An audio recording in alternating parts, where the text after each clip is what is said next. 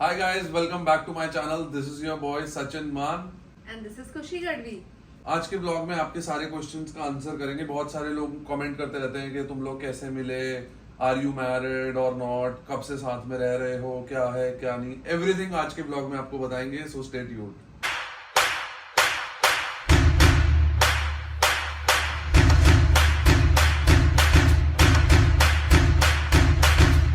Guys शुरू से शुरुआत करते हैं.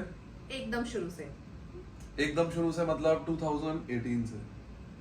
एग्जैक्टली. जनवरी 28 को हम मिले थे first time in Delhi, Dwarka area में. क्यों मिले थे, वहां पे कैसे मिले थे, वो राज उसी के साथ चला गया.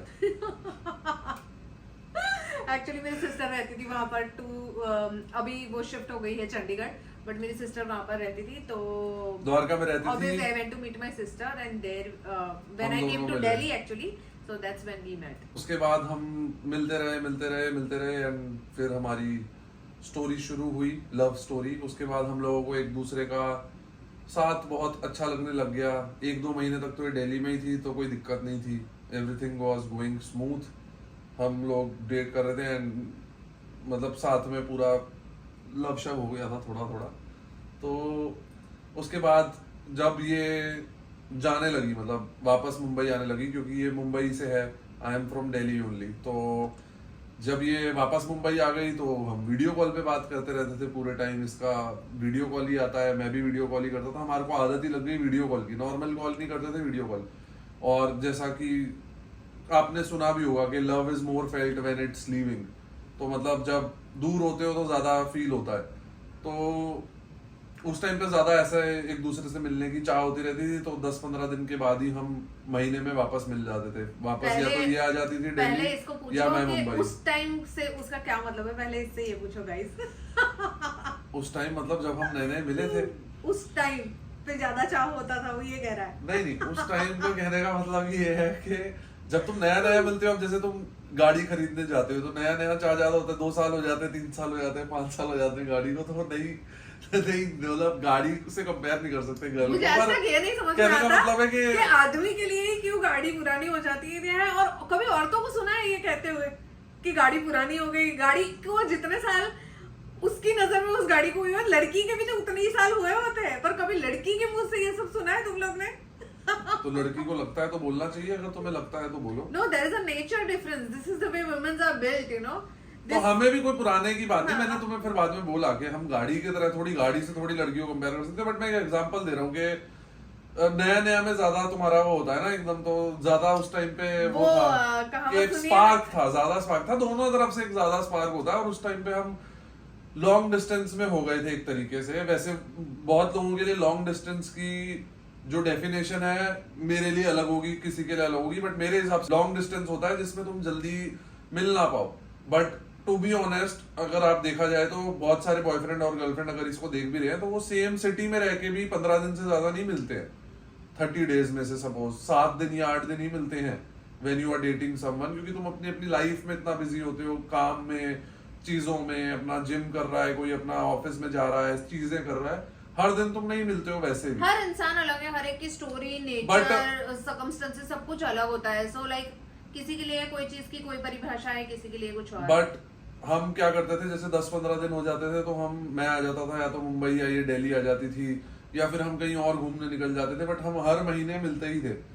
तो हमें इतना We used to roam around so much. Every time we are visiting the new places, every time we are going to the new places. इतना ट्रैवल कर रहे होते थे. इतना ज्यादा हमने ट्रैवल करा है. हमें मुझे लगता है नॉर्थ में तो कोई जगह ही हमने नहीं छोड़ी है एक्सप्लोर करने. जैसे ये दिल्ली आती थी, मैं इसको कॉर्बेट ले जाता था, कभी हिमालय ले जाता था, मतलब हिमाचल प्रदेश ले जाता था, अलग अलग प्रॉपर्टीज में ले जाता था, अलग अलग जगह हम घूमते रहते थे. पूरा एकदम स्पार्क वाला होता है ना, नया इश्क. पूरा एकदम ऐसे कि घूम रहे हैं हर जगह, घूम रहे हैं, आशिकी कर रहे हैं. या मंथ में almost 15 days we used to spend with each other, 15 days back home.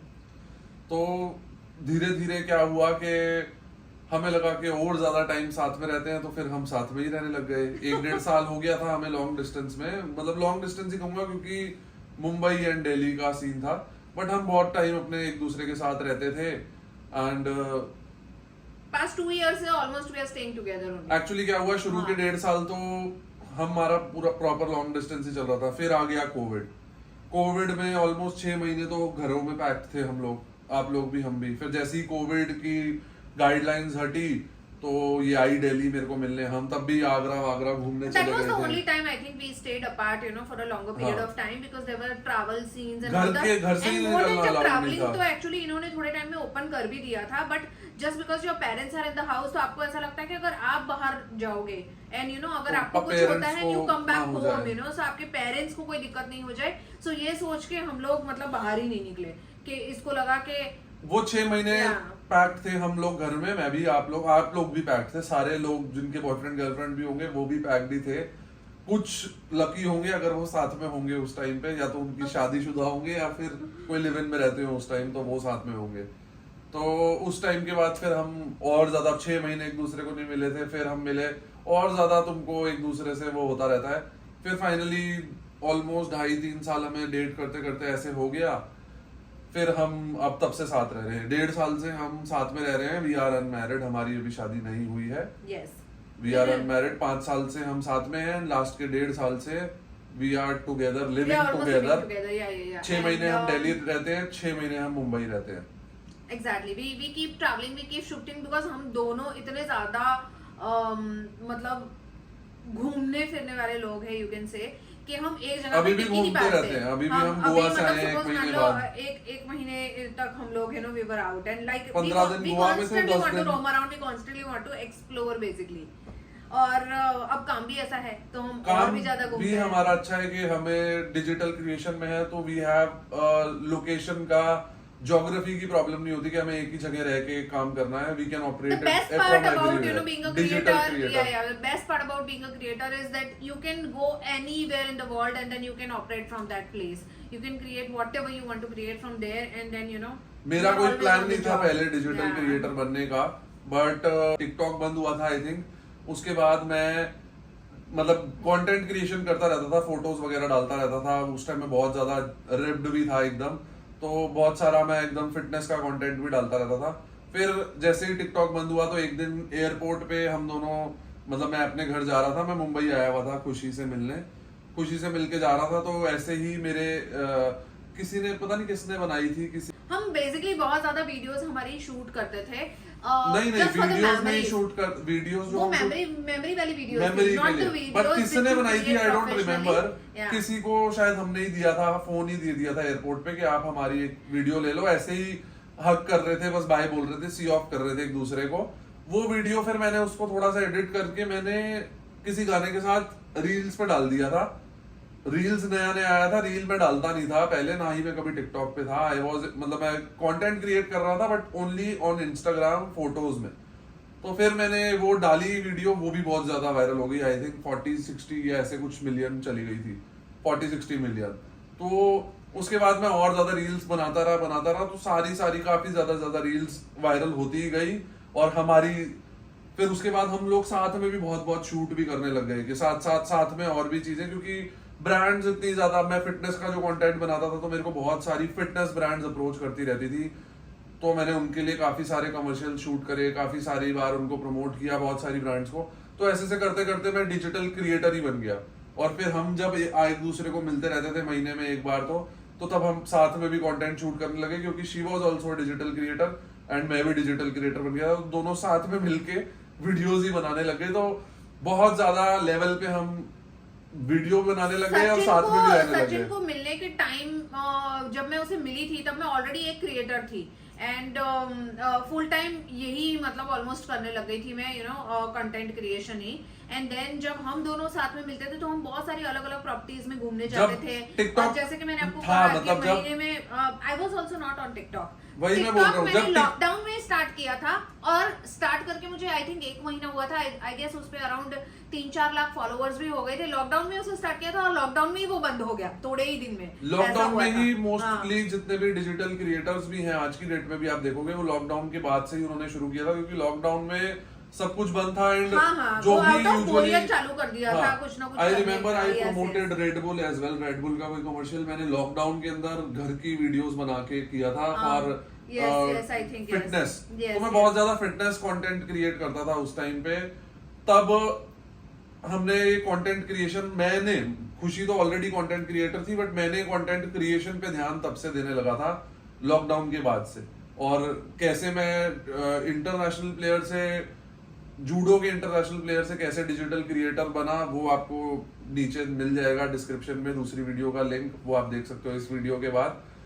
तो ऐसे से करके हम डिजिटल क्रिएटर भी मैं बन गया, और साथ में दोनों ही डिजिटल क्रिएटर हो गए बेसिकली। बहुत सारे लोग मेरे को कमेंट्स में बोलते रहते हैं आपको एक्टिंग में आना चाहिए। मैंने कभी डाला नहीं था, बट अभी मेरे को काफी सारे अप्रोच आ रही हैं, तो आई एम फाइंडिंग कौन से वाला मेरे को सूट कर रहा है, जो भी बढ़िया लग रहा है। उसमें एक दो तो ऑलरेडी लाइंड अप है, उसमें you will be seeing me.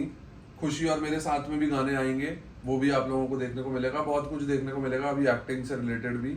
And मैं ऑलरेडी एक्टिंग के अलावा भी मैं ऑलरेडी कुछ बिजनेसेस में इन्वॉल्व हूँ, एंड मैं अपनी ब्रांड के साथ भी आने वाला हूँ।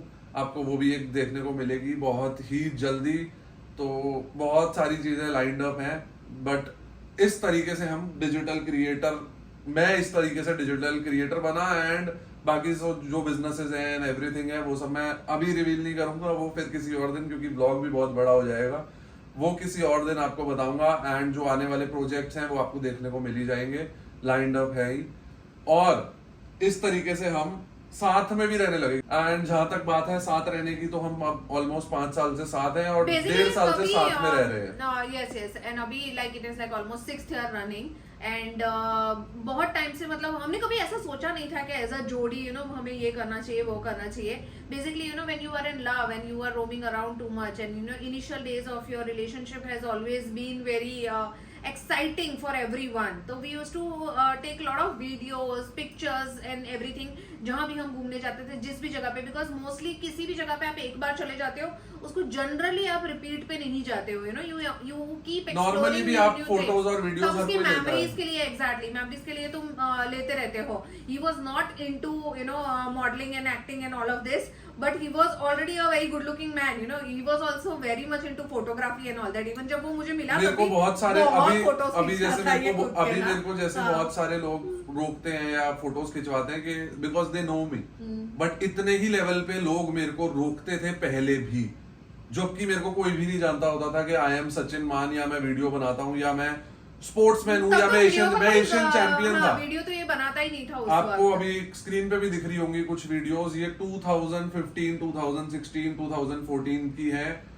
जिनमें people use to gather me because of my looks. मैं हाइट में 6 फीट 4 इंचेस का हूँ, एंड शुरू से एथलेटिक बॉडी रही है मेरी, फिटनेस रही है। बार बार लोग सवाल करते रहते हैं ये वाले हाइट के क्वेश्चन को लेके।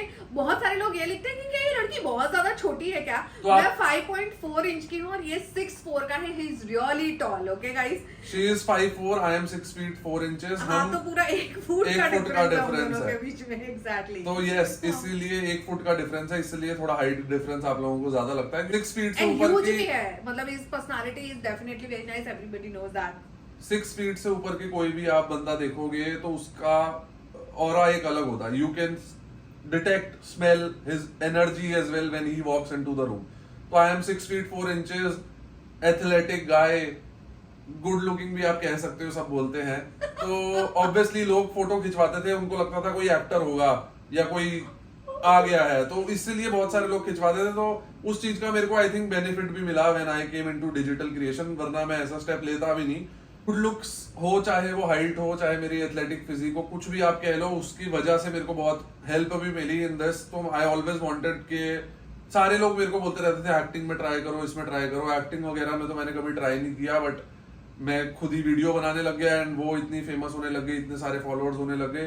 तो अभी आजकल बहुत सारी चीजें लाइंड अप हैं इनटू एक्टिंग, तो आपको वो चीज भी देखने को मिलेगी। कॉन्स्टेंटली लोग बोलते रहते हैं कि आप ये चीज करो, ये चीज करो। एंड ऑलरेडी मैंने भी full time creation, content creation start कर दिया था, because I find this content creation way more better, way more better than doing any kind of television or any kind of films or any kind of music videos or anything. मतलब मुझे personally content creation anytime better लगता है, because you can work with your own team, you can present yourself the way you want, and there are thousands of benefits which I can make you count. So let's not get into it. जो video हम जिस बारे में बना रहे हैं, let's stick to that topic. So उसके बाद बेसिकली हम बहुत ज्यादा घूमते थे, जैसा कि मैंने तो अब आपको हम कहा। बेसिकली डिजिटल क्रिएटर दोनों ही हो चुके हैं। हाँ। दोनों ही पूरा टाइम फोन वीडियो कैमरे लेके घूमते रहते हैं। तो इतना सब होने के बाद हम रह भी अब साथ रहे थे, 3 साल ऑलमोस्ट हो गए थे हमें साथ में रहते, मतलब डेट करते हुए। लॉकडाउन वॉकडाउन खत्म हो चुका है, सब कुछ खत्म हो गया है, 3 साल हो गए हैं। अब हमें लग रहा है कि हाँ, हम एक दूसरे के साथ ही हमें सही लगता है।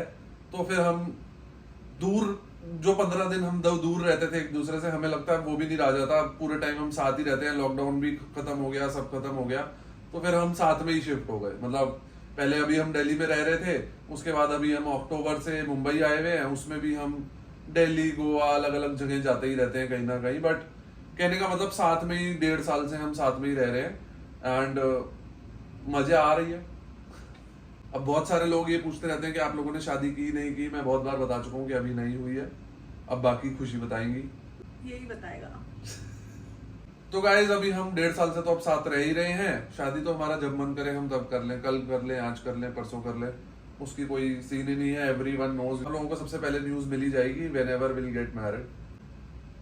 हाय, शर्म ही आ गई।